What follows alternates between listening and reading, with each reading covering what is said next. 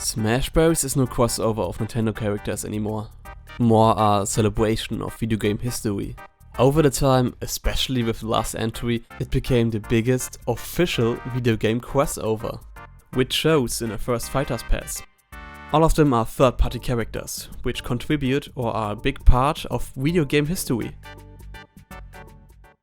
Joker, the representative of the revolutionizing best RPG of the 21st century and maybe of all time. Persona 5 is the first in the series, which became widely popular outside of Japan. A masterpiece which art design even hardly influenced Smash Bros. Stated by Sakurai Senpai. Oh gee, this Persona 5 game looks pretty neato. Also subscribe to this channel or you'll be sad. Banjo-Kazooie, an important critically acclaimed platformer of the Nintendo 64 era, and a highly requested character. They are also representing Rare, which often worked with Nintendo back in the days. A milestone of their genre, and the cartoony look of the game represents Western platformers. Hero, the protagonist of the Dragon Quest franchise, the grandfather of all RPGs, which is one of the most influential games of all time. Many following RPGs adapted elements of this franchise, like Mother, Pokémon or the Final Fantasy series. It's a cultural phenomenon in Japan and thereby a representative for the Eastern market. It's really a big deal in Japan, and as a result it often gets referenced in Japanese media.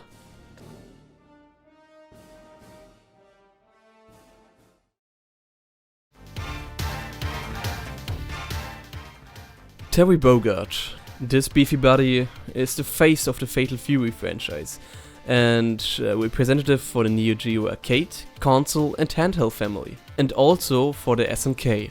Overkilling 3 birds with one muscle mountain. I mean, holy shit! Have you seen his shoulders? They're bigger than his head. Not well known in the US or Europe, but in Japan or Latin America he's way more popular. All 4 of them represent important stepstones of the video game history. And that's the formula they're going with in this first Fighters Pass until now. And I believe this would apply to the last fighter as well. With that in mind, here are my guesses which fit these criteria.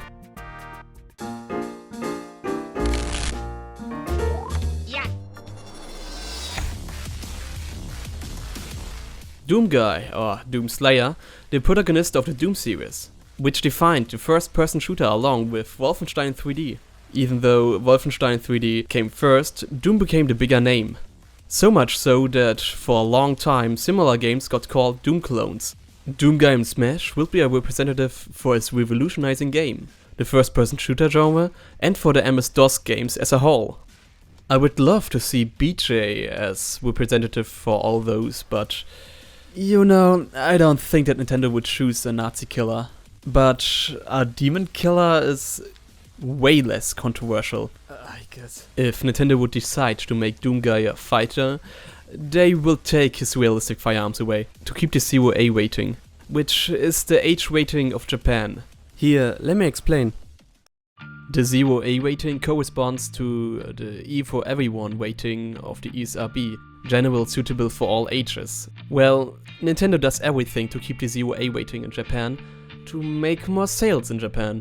Oh, let me tell you, this really infuriates Sakurai. To keep their H rating, Nintendo never added Mai Shiranui to the Fatal Fury stage.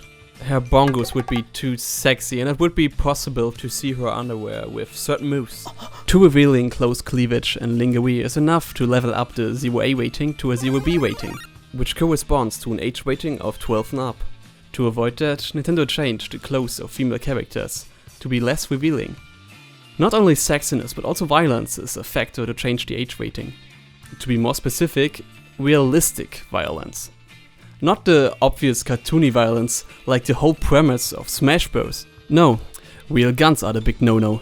That's why Snake won't use his realistic gun in Smash Bros. But Bayonetta with her magical shoe gun thingies is a-okay. But all these don't count as realistic weapons? Listen, it's complicated, but simply put, no realistic firearms allowed.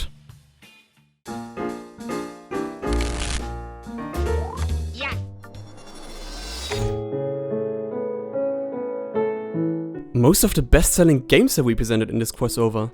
So why not the one best-selling game of all time? With 180 million, Minecraft is on top of the winner's podium. Well, I'm really surprised that Minecraft isn't even referenced in Smash by now. Also, Nintendo showed their interest putting indie game characters in Smash.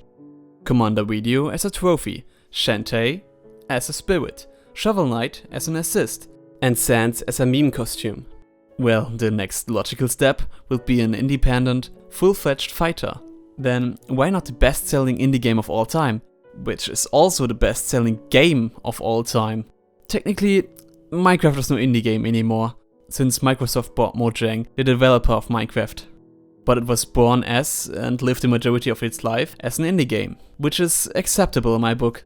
Microsoft and Nintendo seem to work more and more together, even Banjo made it in. And I guess if another Microsoft character will be chosen, it is going to be the biggest and most iconic of them all. Sorry, Green Samus.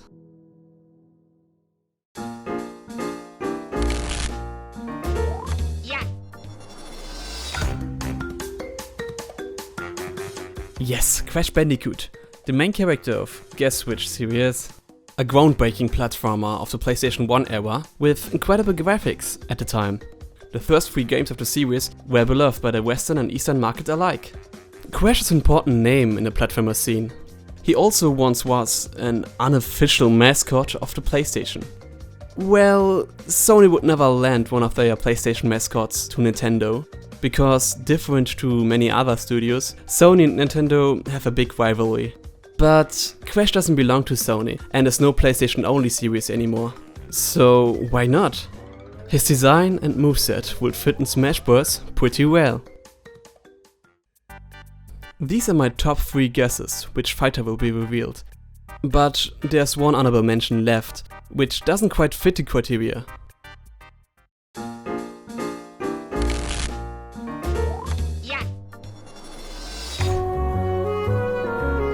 Even though Kingdom Hearts is a giant franchise, and Sora is on every most wanted list worldwide, the series is not that big in the video game history, and so doesn't quite fit the criteria of all the other fighters.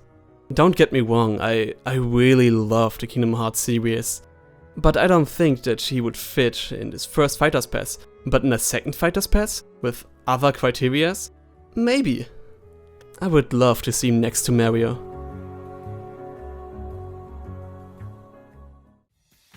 While I was writing the script and editing the video, I had more and more ideas for potential upcoming fighters. This Fighters Pass won't be the last, stated by Nintendo. And this statement opened the gates for a horde of brainless speculation zombies. And I'm gonna be one of them. My next video is going to be a tier list of how possible a character's inclusion will be. Stay tuned and subscribe. Thank you for watching. Bye!